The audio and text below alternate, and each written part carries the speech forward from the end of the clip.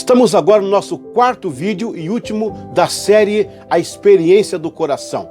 O primeiro vídeo lá atrás, nós falamos do antes, lembra? E aí nós falamos sobre a busca do John Wesley, aquele rapaz que tinha acreditado na salvação por obras, pela lei, por fazer o bem ao próximo. Ele não tinha a compreensão, até que encontrou os morávios, que falou sobre ele, sobre a salvação pela fé, sem penitência, sem ter que pagar por isso. Até então ele cria que era salvo, porque ele fazia as coisas que um salvo deve fazer, mas não tinha tido a experiência que os morávios disseram no navio.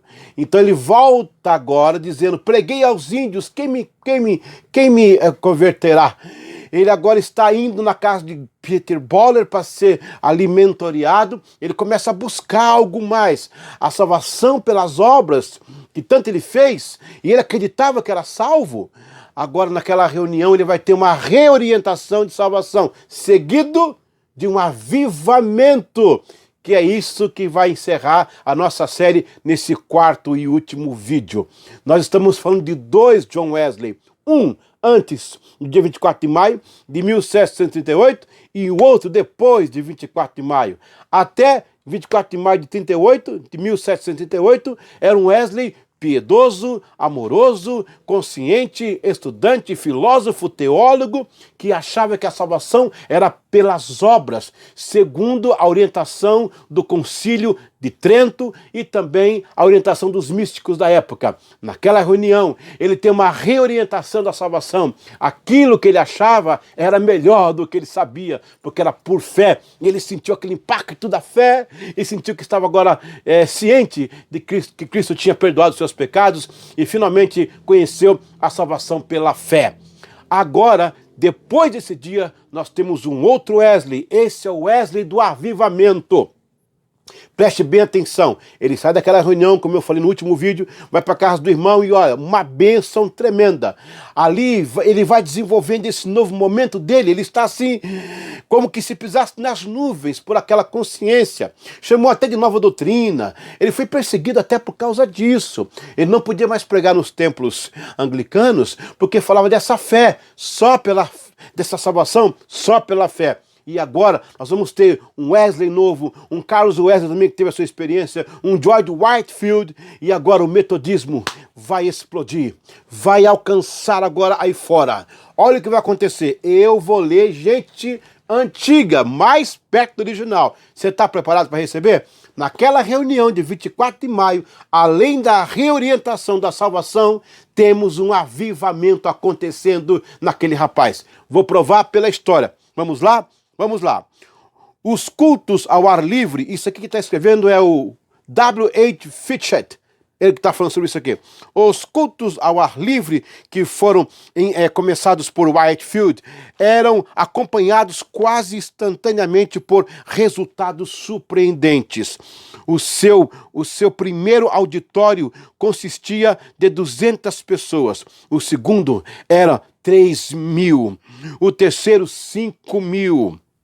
E as multidões se aglomeravam ligeiramente, até 20.000 pessoas sem microfone. Imagine isso.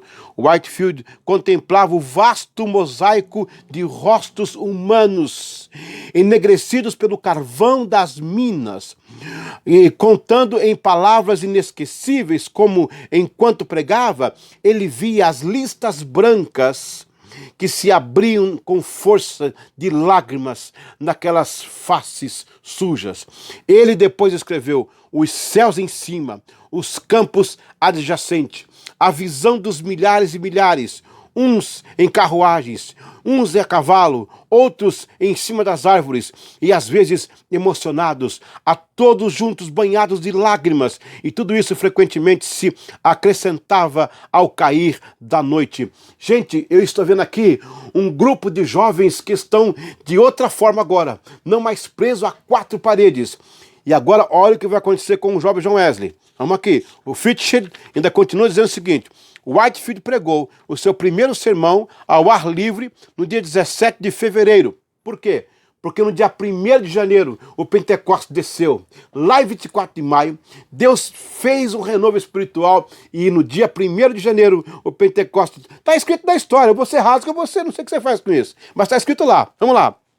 Whitefield pregou e o seu primeiro sermão ao ar livre em 17 de fevereiro de 1739, seis semanas depois, aos 2 de abril, John Wesley dirigiu o seu primeiro serviço ao ar livre. E ainda mais tarde, aos 24 de junho, Carlos Wesley seguiu o exemplo dos seus camaradas.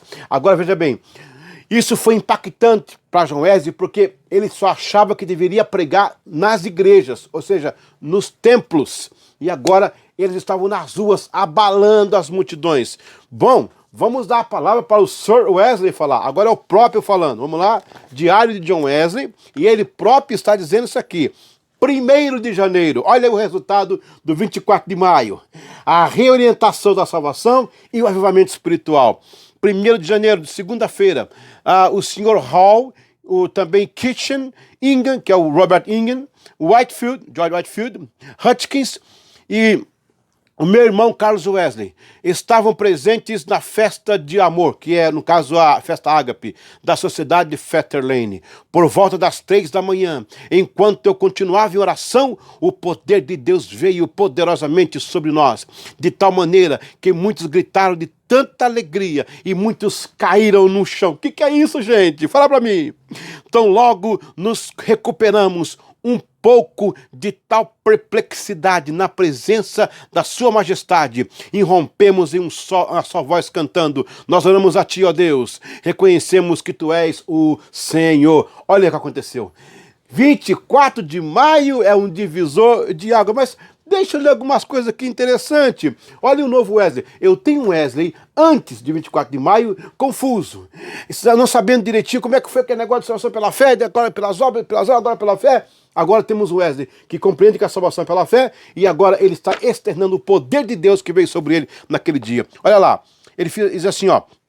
Aí, na quarta-feira, tive a oportunidade de pregar novamente para os pobres prisioneiros em Castle. Ele pregou lá naquela prisão, né? Na quinta, parti cedo de manhã, à tarde cheguei em Londres. Durante minha estada ali, fiquei completamente ocupado com nossa própria sociedade em Fetter Lane e muitas outras, onde estive continuamente desejoso de expor o quê? A salvação pela graça, né? Vamos lá, vamos aqui, outra parte que ele fala aqui, vamos aqui, ok. Quinta-feira, olha só, olha isso aqui, olha isso aqui. Parti de Londres à noite, expus uma pequena sociedade em Basingstoke, né? No sábado, dia 31, cheguei a Bristol e à noite encontrei o Sr. Whitefield. Aqui, Whitefield começa a colocar no coração de Wesley o desejo de pregar o ar livre, como o Fitchett falou. E aí Wesley começa a pregar. E olha o que vai acontecer, gente. Isso aqui foi em 1700. Parece que aconteceu isso hoje. Vamos lá, vamos contar primeiro aqui essa parte da história. Olha o que o avivamento está fazendo com este rapaz. Olha lá. Encontrei o Sr. Whitefield ali. Mal pude me reconciliar comigo mesmo a princípio, porque esse estranho modo de pregar nos campos, onde é que é isso? Nas ruas, né? Dos quais ele me apresentou em um exemplo no domingo, tendo sido toda a minha vida, até muito ultimamente, não tenaz a respeito do que concerne a decência e ordem, que deveria ser pensado que a salvação das almas é quase um pecado se não tiver sido feito numa igreja. Olha aí, agora começa a coisa, olha lá. 1º de abril, domingo, à noite, depois que o Sr. Whitefield foi embora, comecei a expor o Sermão da Montanha de Nosso Senhor, um precedente bem notável da pregação no campo. Entretanto, suponho que também houvesse igrejas naquela ocasião. Há uma pequena sociedade que estava acostumada a se encontrar uma ou duas vezes. Na segunda-feira, dia 4, às 4 horas da tarde, me submeti, olha aí, presta atenção que eu vou encerrar aqui.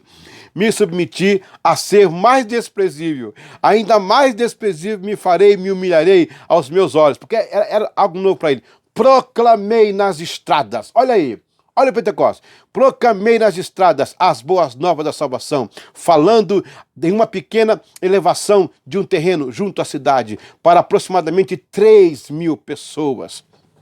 A palavra sobre a qual eu falei foi essa: é necessário que alguém seja ignorante para que seja cumprida em toda a verdade a ministração de Cristo. O Espírito do Senhor está sobre mim. Olha a mensagem que ele pregou.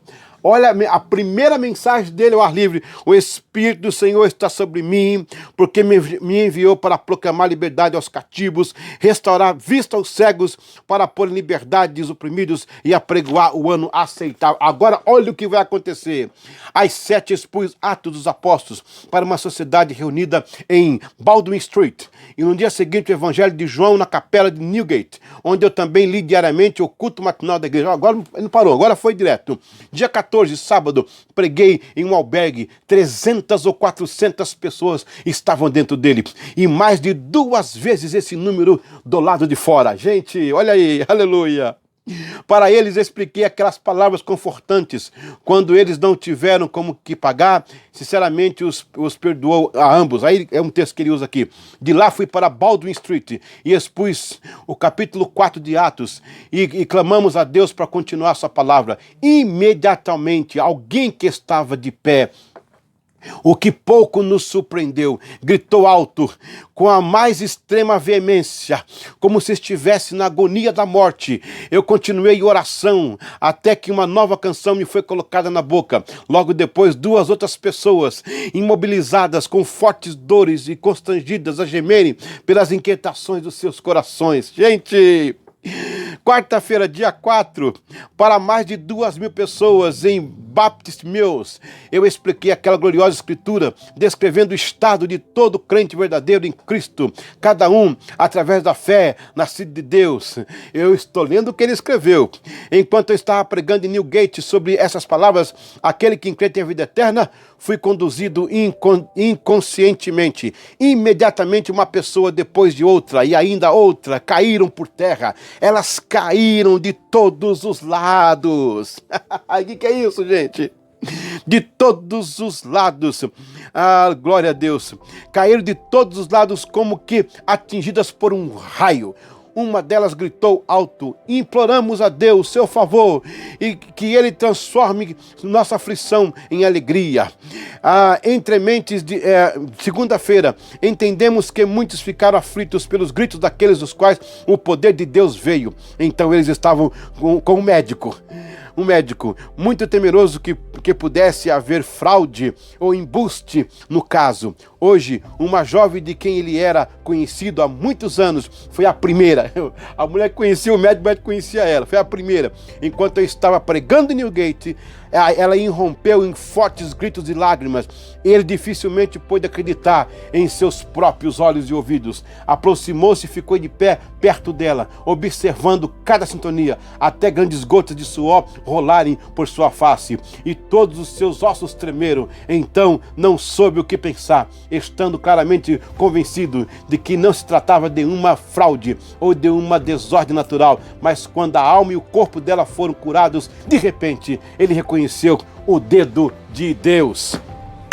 Eu estou falando disso aí. O metodismo precisa ocupar o seu lugar na história. O povo wesleyano nasceu debaixo dessa herança do Pentecoste, esse movimento inglês, e ateou fogo na América, lá com o Whitefield pregando na Yale e incendiando o coração de Jonathan Edwards, pecadores nas mãos de um Deus irado. Quando ele pregava, as pessoas não sentiam embaixo mais. Aquele Pentecoste fluiu para a vida de Charles Gunson Finney, que ganhou mais de 250 mil americanos para Cristo. Depois veio o nosso querido Dwight Lyman Moody, Spurgeon, e aí estourou o movimento da santidade. A santidade chegou ao Pentecoste e o Pentecoste chegou nos dias de hoje. Então, 24 de maio é o dia do divisor de águas, a reorientação que ele teve da sua salvação, seguido de um grande